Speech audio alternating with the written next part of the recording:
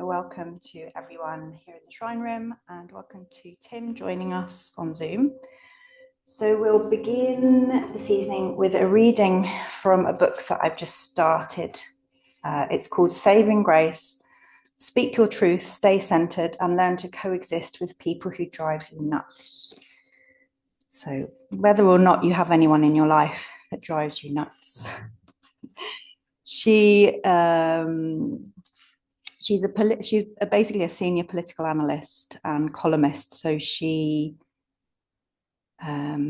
interested in the division in our culture and how we can kind of speak to that without falling into hating, basically. And so it's just a description of grace. And the quote at the top is by Philip Yancey: "We live in an atmosphere choked with the fumes of ungrace." Grace is what makes human coexistence possible. Every thriving relationship in history between friends, family, communities, and countries has been saturated with grace. Grace is what lets us stumble, fall, get back up, and try again. Grace is what welcomes you back after you have failed someone or failed yourself. Grace is what the Franciscan priest and writer Richard Rohr calls the X factor. It knits families, friendships, and countries back together after betrayal, hurt, and even violence. It's the father running to embrace the prodigal son when he's starving, penniless, and drenched in shame. It's refusing to reduce people to the sum of their worst actions. We see it in the humility of the utterance, but for the grace of God go I. True grace is unworldly, otherworldly. It goes against every instinct we have to seek revenge for wrongs or to shame and humiliate people who have acted immorally or unethically. It is what the theologian Dorothy Soll, who grew up in Nazi Germany, called borrowing the eyes of God. It enables us to see the divinity in every person, no matter what they've done, what they believe, or who they voted for. Grace is giving other people space to not be you. It's the sweet sound that cracks open a hardened heart. It smooths the edges of rough regret about the things we did and the things we failed to do. It gives us permission to accept that we were doing the best we could with the information we had. Or as Maya Angelou says, you did what you knew how to do, and when you knew better, you did better. Grace tills the ground so that peace, wholeness, and completeness can take root in our burdened bodies, relationships, and the world. Reduced to its absolute essence, grace is unmerited favor. In the Christian tradition, it's what God gives us free of charge. But in a country that fetishizes accomplishment, tells people they can hustle and grind their way to worth, and fancies itself a meritocracy, many are offended by the idea that other people would get something they haven't earned. Practicing grace, in other words, can be really freaking hard. It's something we love to receive, but often the last thing most of us want to offer. Instead, we incline ourselves towards what the author Philip Yancey calls ungrace, withholding that which the world desperately needs.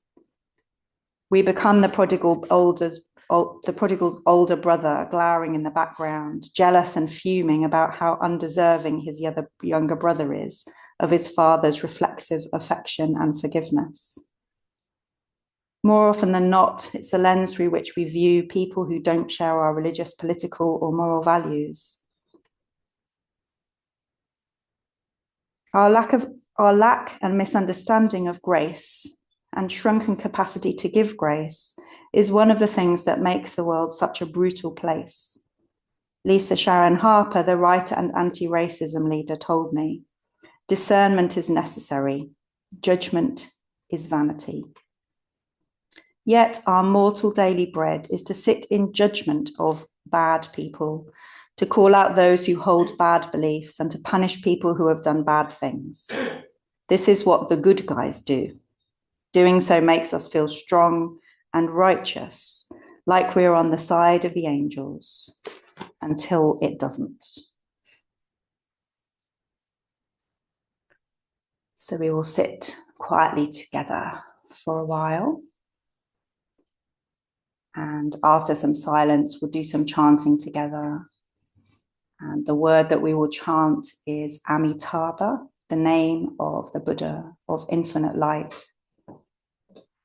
And then we'll have a bit more silence.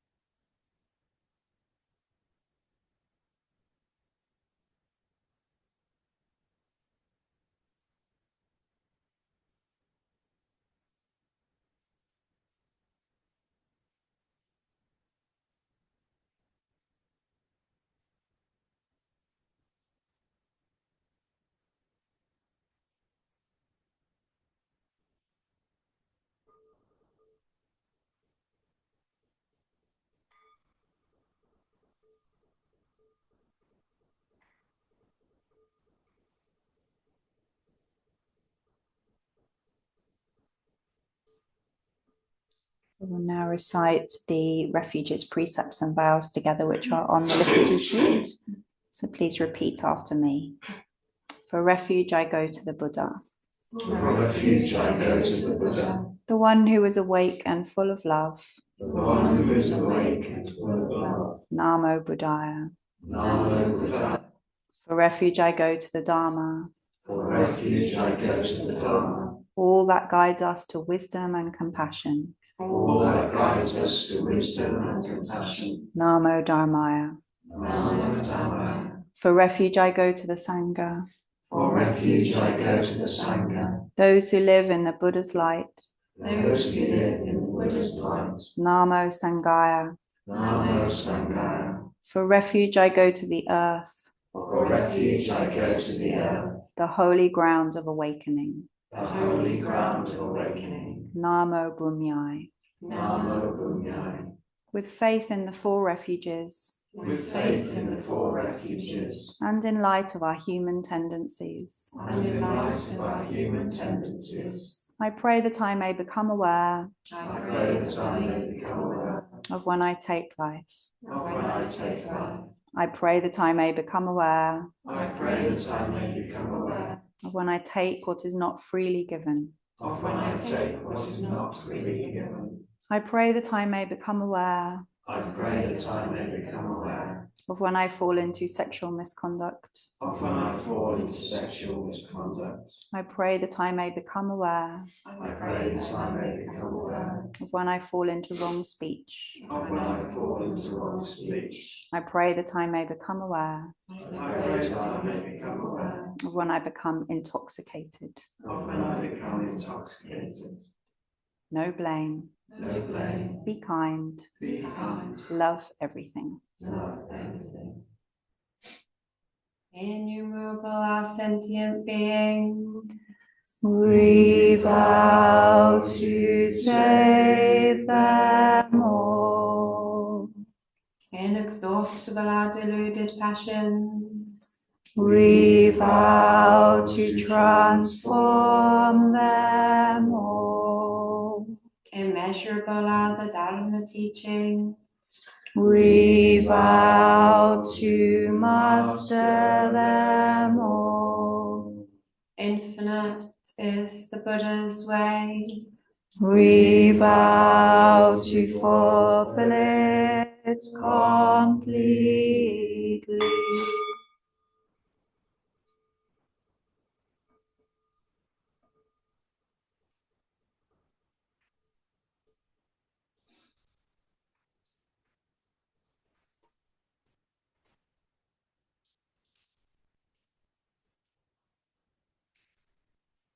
So one of the bits I really liked about this reading is the description of grace as unmerited favor,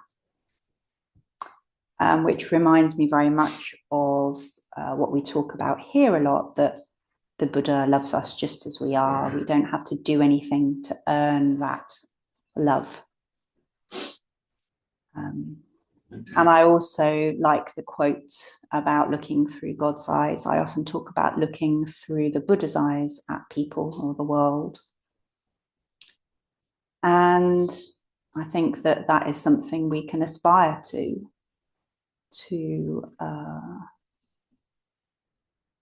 see other people as fallible, struggling bamboo beings with a variety of spiky self-protection that causes harm to usually the person involved as well as people around them. And of course, different people have different levels of protection, different kinds of spikes, but we all have a few of those spikes.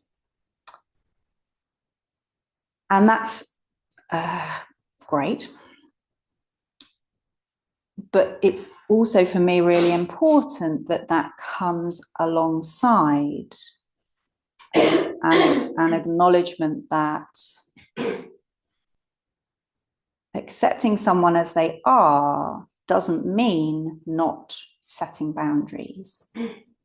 It doesn't mean being naive about how it might be to be in relationship with that person, or it doesn't mean staying quiet when they say things that are unkind.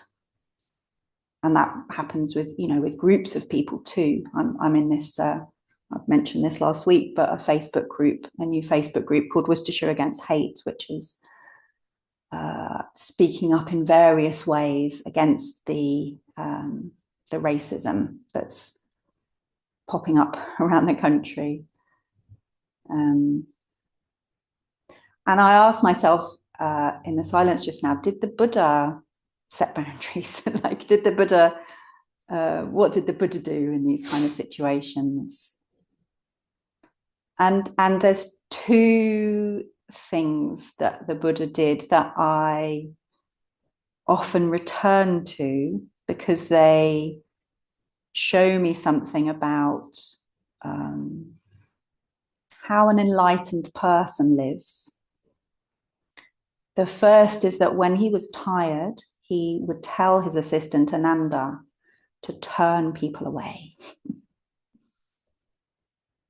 because he needed to rest. And the other thing he did was disappear into the mountains for periods of time to spend time in contemplation. So certainly when it came to his own limits, the Buddha was a human being as well as an enlightened being. Certainly when it came to his human limits, he was pragmatic about what he was able to offer and what he wasn't able to offer. And that brings me great comfort because I have a tendency to think that I ought to be able to offer unlimited, whatever it is, that if somebody has a need and if I could meet it, then I just should. That's what good people do. That's what good Buddhists do. And that clearly isn't what the Buddha did. And the other thing that the Buddha definitely did was give a lot of guidelines to the people in his community, certainly his monastic community. The writings from the monastic community are mostly the ones that we have left from the Buddha. We don't know so much about how he dealt with lay people. But there was a very long list of rules for people in the monastic community, some of them quite amusing, and some of them that obviously came into being after something happened in the community that he wanted to try and stop from happening again.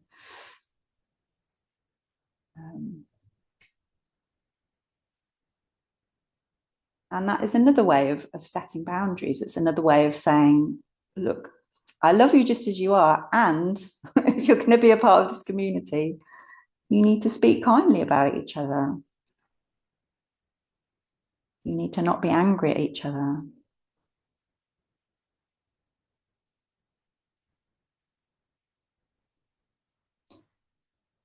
And I think that it's something that can get confused, that we think that if we are able to see through the Buddha's eyes, if we're able to see a person through the Buddha's eyes, then we'll just forgive them, and that it isn't appropriate to think about how to keep ourselves safe and how to keep other people safe.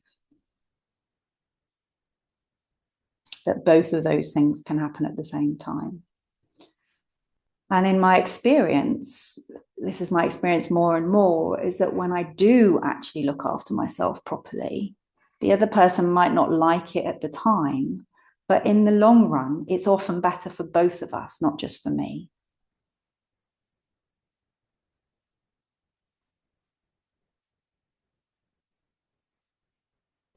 And it's also helpful to remember that it's not within our capacity to see through the Buddha's eyes all the time, because we're not Buddhas. And luckily, that's the Buddha's job. So if we are really struggling to not put someone in a position of bad, And this book was written, during the early days of Trump. So that's where she's coming from. If it's hard to do that, then that's okay, because the Buddha does that. The Buddha is able to love and deeply understand where that spiky or violent self-protection comes from, and why it's necessary for that person. And hopes. I imagine that the Buddha hopes that there is some unfolding, that karma kind of does its job, and eventually, maybe in several lifetimes, that person can become kinder. That we can also be kind to ourselves when we don't manage that. And sometimes as a Sangha, we can manage it, that there are different people that are poking each other in various ways, and that there's someone else that isn't poked in that way, that can kind of hold that space of grace. But I can't remember the phrase that she used, but it's definitely very hard sometimes. So gratitude to not having to be perfect at it, and gratitude for the example that the Buddha sets and continues to set, and gratitude for the grace that pours down in every moment. Namo Mitabe. So in a minute, we will stand and make prostrations to the Buddha. So if you make sure that you've got some floor in front of you, and point towards the main shrine. And the chant we will chant is Namo Mitabe.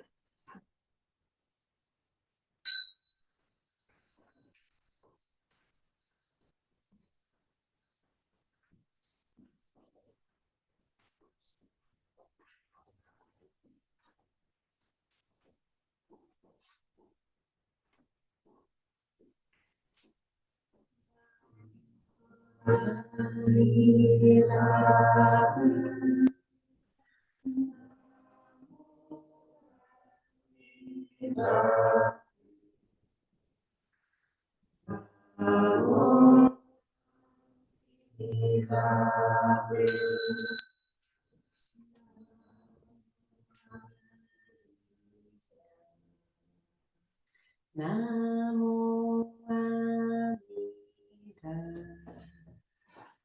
Namo Amida. Namo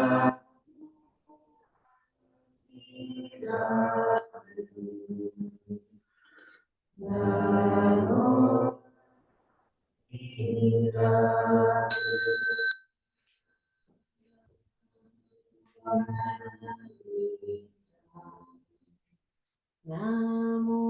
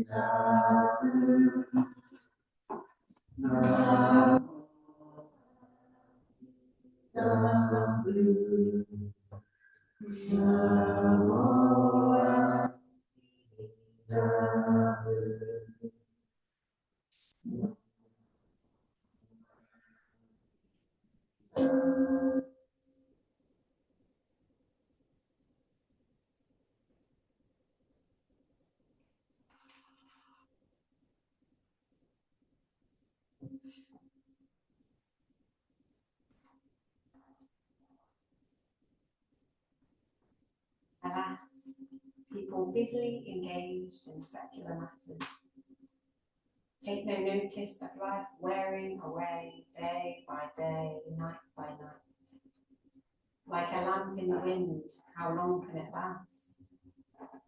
In the 6 realms of vast samsara, there is no fixed abode. Until we are emancipated from the sea of affliction, how can we rest in peace? Should we not be afraid? While we still have strength, let us each hear the Dharma.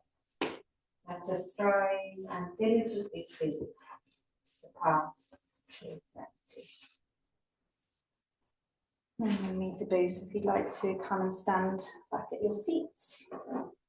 We always finish practice by thanking each other for being here, so we aren't on our own.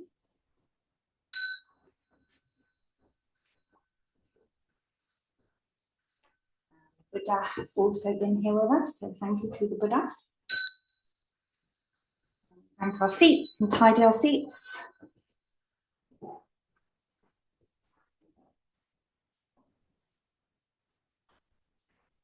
So this Saturday morning, we have an open morning, which will include introductory talks to Buddhism, and there's been an amazing array of cakes offered. Millionaire shortbread. So if for nothing else, come and have some millionaire shortbread on Saturday morning. Vegan millionaire shortbread is quite a rare thing. I have a book group starting tomorrow night. If you speak to me very nicely, you might be able to squeeze in. Any other announcements, Stuart? No, I think of. Great. So we will finish with a closing verse. Blessed by Amitabha's light, may we care for all living things on the holy earth. Hopefully you'll join us for a cup of tea. The donation bowl is in the hall.